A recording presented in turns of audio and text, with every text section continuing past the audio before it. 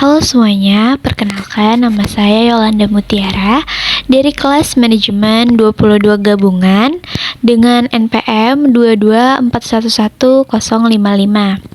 Pada kesempatan kali ini, saya akan membahas tentang digital marketing. Kita tahu, di era digital telah mengubah banyak hal dalam kehidupan kita, termasuk cara bisnis memasarkan produk atau layanan mereka. Tapi, apa sih digital marketing itu? Dan mengapa ini sangat penting di dunia bisnis yang modern ini? Mari kita bahas bersama. Digital marketing adalah strategi pemasaran yang menggunakan platform digital seperti media sosial, mesin pencari, website, dan email untuk menjangkau pelanggan. Nah, berbeda dengan pemasaran tradisional yang fokus pada media seperti televisi atau cetak, digital marketing memungkinkan kita menjangkau audiens yang luas dengan cara yang efektif dan teratur. Misalnya, jika kita memiliki bisnis kecil seperti menjual kerajinan, kita bisa memanfaatkan Instagram untuk mempromosikan produk yang kita ciptakan. Nah, atau menggunakan Google Ads untuk menarik lebih banyak pelanggan ke website kita. Mengapa sih digital marketing itu penting? Yang pertama, tentu saja mempunyai jangkauan yang luas. Dengan menggunakan digital marketing, kita bisa menggunakan kita bisa menjangkau orang-orang dari berbagai daerah, bahkan seluruh dunia. Selanjutnya, biaya yang efisien dibandingkan dengan iklan atau cetak. Iklan media sosial jauh lebih terjangkau. Selanjutnya yaitu hasil yang terukur. Kita bisa melihat secara langsung berapa orang yang melihat iklan kita, berapa orang yang mengeklik, dan berapa yang membeli produk kita.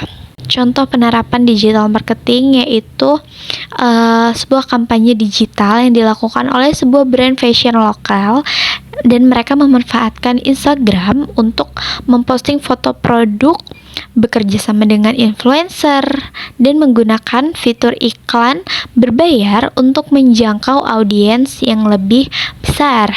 Nah, hasilnya penjualan mereka menjadi lebih meningkat hingga 50% dalam waktu 1 bulan. Lalu, keunggulan utama dari digital marketing yaitu personalisasi, di mana artinya kita bisa menawarkan produk atau layanan yang sesuai dengan kebutuhan setiap pelanggan kita. Misalnya, jika seseorang sering mencari baju olahraga, nah maka iklan yang muncul di media sosialnya akan relevan dengan minatnya tersebut. Jadi dapat kita simpulkan, digital marketing bukan lagi pilihan tetapi kebutuhan bagi setiap bisnis yang ingin bertahan dan berkembang di era digital ini. Dengan strategi yang tepat, kita tidak hanya bisa menjangkau lebih banyak pelanggan, tetapi juga untuk membangun hubungan yang lebih erat dengan mereka. Oke, selanjutnya kita akan membahas mengenai online market analysis. Pernahkah kalian bertanya-tanya bagaimana sebuah bisnis mengetahui tren pasarnya? Apa sih yang diinginkan pelanggan dan atau siapa pesaing utama mereka sebenarnya? Jawabannya terletak pada online market analysis. Ini adalah sebuah proses penting bagi setiap bisnis untuk kompetitif di era digital sekarang ini. Online market analysis adalah langkah strategis untuk memahami kebutuhan pasar, mengidentifikasi tren, dan menganalisis perilaku pelanggan melalui data digital. Proses ini membantu bisnis untuk membuat keputusan yang lebih cerdas dan yang lebih efektif pastinya.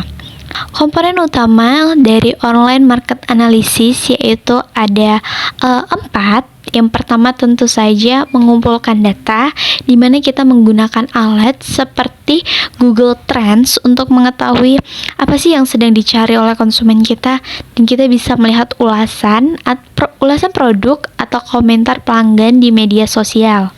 Lalu, komponen selanjutnya yaitu analisis tren pasar, di mana kita dapat mempelajari pola pembelian pelanggan. Misalnya nih, selama musim hujan, permintaan untuk produk seperti payung atau jas hujan biasanya itu lebih cenderung meningkat karena adanya musim hujan.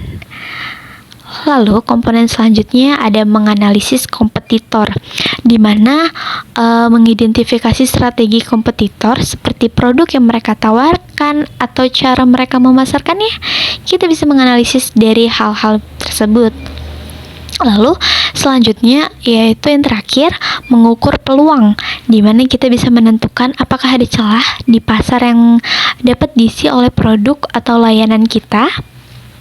Nah, sekarang aku akan berikan contoh nyatanya di mana kita dapat membayangkan kalau kita misalnya nih kita jual produk kecantikan. Nah, dengan online market analysis ini kita tuh dapat menemukan bahwa tren perawatan kulit berbasis bahan alami itu sedang meningkat. Berdasarkan data, kita bisa meluncurkan produk baru seperti masker organik atau produk kecantikan lainnya untuk memenuhi permintaan tersebut. Manfaat online market analysis diantaranya yaitu yang pertama tentu saja untuk mengurangi resiko, di mana kita akan tahu apa yang dicari pasar sebelum menginvestasikan uang dalam produk atau kampanye mereka. Lalu meningkatkan efektivitas pemasaran, di mana strategi pemasaran kita pasti lebih terarah berdasarkan data yang nyata. Selanjutnya yaitu meningkatkan kepuasan pelanggan. Kita dapat menawarkan produk yang sesuai dengan kebutuhan pelanggan yang mereka cari. Jadi, inti dari online market analysis yaitu adalah sebuah fondasi penting bagi bisnis di era digital. Dengan memahami tren pelanggan dan pesaing, bisnis dapat menciptakan strategi yang relevan dan unggul di pasar. Ingat, data adalah kekuatan, dan dengan analisis pasar yang tepat, bisnis kita dapat memiliki peluang lebih besar untuk lebih sukses. Nah, setelah membahas online market analysis, kali ini kita akan membahas macro environment in online business. Ada banyak sekali elemen eksternal yang memengaruhi operasional sebuah bisnis yang disebut dengan macro environment. Jadi, kali ini kita akan membahas bagaimana faktor-faktor ini berpengaruh dalam bisnis online. Macro environment merupakan kumpulan faktor eksternal yang tidak dapat dikendalikan langsung oleh bisnis, tetapi memiliki dampak besar terhadap keberhasilan mereka. Nah, dalam dunia bisnis ada beberapa elemen utama yang diperhatikan, antara lain yaitu tentu saja yang pertama ekonomi. Stabilitas ekonomi suatu negara mempengaruhi daya beli konsumennya. Contohnya yaitu ketika inflasi sedang tinggi-tingginya, pelanggan cenderung lebih berhati-hati dalam menjaga pengeluarannya. Sehingga bisnis online harus terus menawarkan promosi atau diskon untuk menarik pembeliannya. Selanjutnya tentu saja teknologi, di mana teknologi adalah pendorong utama dalam bisnis online. Inovasi seperti artificial intelligence atau AI, chatbot, dan pembayaran digital itu dapat membantu meningkatkan pengalaman pelanggan. Contohnya yaitu sudah banyak sekali e-commerce yang menggunakan AI untuk merekomendasikan produk berdasarkan kebiasaan belanja setiap pelanggannya. Selanjutnya yaitu sosial dan budaya, di mana perubahan gaya hidup dan preferensi masyarakat memengaruhi permintaan produk. Contohnya, Dengan meningkatkan kesadaran akan gaya hidup sehat, bisnis online yang menjual produk organik atau ramah lingkungan biasanya semakin diminati oleh konsumen. Selanjutnya yaitu hukum dan regulasi, di mana bisnis online harus mematuhi aturan setiap seperti pajak digital, perlindungan data, dan undang-undang e-commerce lainnya. Contohnya seperti kebijakan privasi data seperti GDPR di Eropa memengaruhi cara bisnis mengelola informasi pelanggan. Yang terakhir yaitu ada lingkungan alam, di mana faktor juga itu sangat mempengaruhi bisnis, terutama jika kita berfokus pada keberlanjutan. So, misalnya nih, ada sebuah toko online yang menjual pakaian berbasis di Indonesia. Nah, mereka ini harus memahami nih tren-tren budaya lokal seperti permintaan busana muslim pas Ramadan. Selain itu, mereka juga perlu memperhatikan perkembangan teknologi dan regulasi pajak yang mempengaruhi operasi mereka.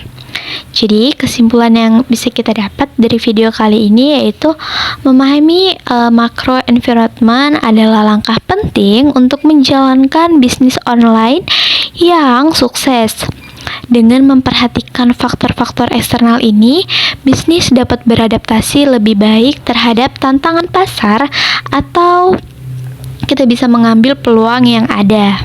Selanjutnya, saya akan menjelaskan mengenai the impact of digital media and technology on the marketing mix. Dalam dunia bisnis yang terus berkembang ini, digital media dan teknologi telah membawa perubahan yang besar dalam strategi pemasaran. Salah satu aspek yang terdampak adalah marketing mix, yaitu komponen yang mencakup seperti produk, price, place, dan promotion. Nah, kali ini kita akan menjelaskan mengenai bagaimana sih teknologi ini, teknologi digital telah mengubah keempat elemen tersebut. Yang pertama yaitu produk, di mana teknologi memungkinkan pengembangan produk digital seperti aplikasi, layanan streaming, atau e-book. Contohnya yaitu ada Netflix, di mana Netflix ini mengubah cara kita mengakses hiburan dari DVD fisik menjadi layanan berbasis langganan online.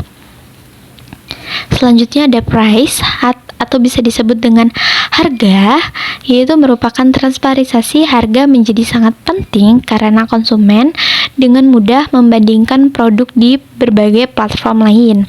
Nah, contoh kasusnya itu seperti sebuah situs seperti Tokopedia atau Shopee memberikan fitur perbandingan harga sehingga konsumen dapat memilih opsi terbaik untuk membeli atau untuk membeli pakaian tersebut. Bukan hanya pakaian sih atau produk tersebut. Selanjutnya ada place atau disebut dengan distribusi, di mana teknologi menghilangkan batasan geografis. Bisnis kita dapat dijangkau pelanggan di seluruh dunia melalui platform e-commerce. Contohnya yaitu sebuah usaha kecil di Indonesia dapat menjual produknya ke luar negeri melalui platform seperti Amazon atau Etsy. Selanjutnya yang terakhir yaitu ada promosi, di mana digital marketing ini menciptakan cara baru untuk mempromosikan sebuah produk seperti menggunakan media sosial, email marketing, atau iklan-iklan online lainnya. Nah, contohnya tuh banyak banget merek sekarang nih di pakaian atau di, kalau merek itu lebih ke pakaian ya, atau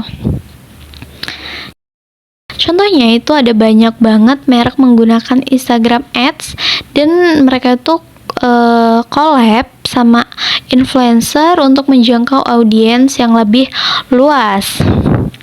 Nah, manfaat perubahannya yaitu ada efisien biaya, di mana promosi digital lebih hemat biaya dibandingkan dengan metode tradisional seperti TV atau billboard. Yang kedua yaitu interaksi real time, di mana bisnis dapat berkomunikasi langsung dengan pelanggan melalui komentar atau pesan di media sosial. Lalu yang ketiga yaitu ada driven decisions, di mana sebuah teknologi menyediakan data yang lebih akurat tentang perilaku pelanggan, membantu bisnis membuat keputusan pemasaran yang lebih efektif.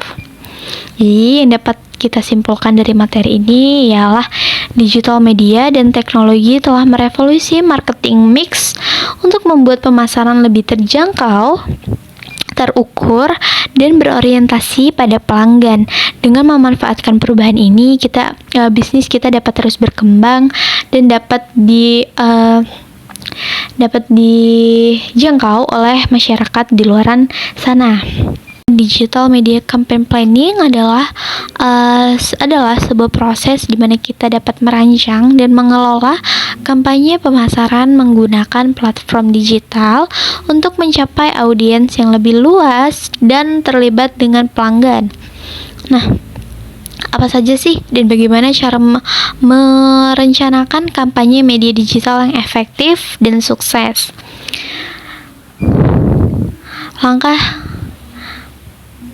Yang pertama, tentu saja menentukan tujuan kampanye, di mana kampanye pemasaran yang sukses itu biasanya dimulai dengan tujuan yang jelas. Apakah Anda ingin meningkatkan penjualan, mendapatkan lebih banyak pengikut di media sosial, atau memperkenalkan produk baru? Misalnya, sebuah merek pakaian mungkin memiliki tujuan untuk meningkatkan kesadaran merek atau mengarahkan lebih banyak traffic ke website mereka. Yang kedua yaitu mengetahui audiens kita, di mana mengetahui siapa target adalah kunci dalam merancang pesan yang tepat. Lalu selanjutnya yaitu memilih platform digital yang tepat. Berdasarkan audiens, pilih platform digital yang paling sesuai seperti Facebook, Instagram, YouTube, Google Ads, dan TikTok. Itu sangat mempengaruhi. Selanjutnya yaitu membuat konten yang menarik, di mana konten adalah bagian inti dari setiap kampanye. Pastikan konten yang kita buat semenarik dan sesuai dengan audiens yang kita targetkan. Lalu selanjutnya ada mengatur anggaran dan jadwal. Tentukan berapa banyak anggaran yang akan kita gunakan untuk setiap platform dan kapan kampanye akan dijalankan. Oke, selanjutnya yaitu ada memonitor dan mengukur kinerja kampanye. Gunakan alat analitik untuk memantau hasil kampanye secara lebih real time. Apakah jumlah klik iklan meningkat, atau apakah audiens berinteraksi lebih banyak dengan konten kita. Contoh kasusnya yaitu ada sebuah perusahaan yang menjual produk kecantikan. Mereka ingin meningkatkan penjualan kampanye mereka di Instagram. Nah, tujuan kampanye mereka adalah untuk meningkatkan kesadaran merek dan mengarahkan lebih banyak orang ke situs web mereka. Mereka memilih untuk menargetkan audiens perempuan dengan rentan usia 18-34 tahun. Lalu, yang tertarik dengan perawatan kulit, menggunakan influencer untuk meningkatkan kepercayaan dan menawarkan diskon khusus selama kampanye itu berlangsung. Nah, apa saja sih manfaatnya? Yang pertama itu tentu saja efektivitas biaya. Selanjutnya fleksibilitas. Dan yang terakhir mengukur hasil secara akurat. Jadi dapat kita simpulkan dari materi ini yaitu digital media campaign planning adalah sebuah kunci sukses dalam dunia pemasaran digital. Dengan perencanaan yang matang dan eksekusi yang tepat, bisnis dapat menjangkau audiens yang tepat dan menciptakan hubungan yang lebih kuat dengan pelanggan dan mencapai tujuan pemasaran mereka dengan lebih efektif. Baiklah, mungkin itu saja video dari saya.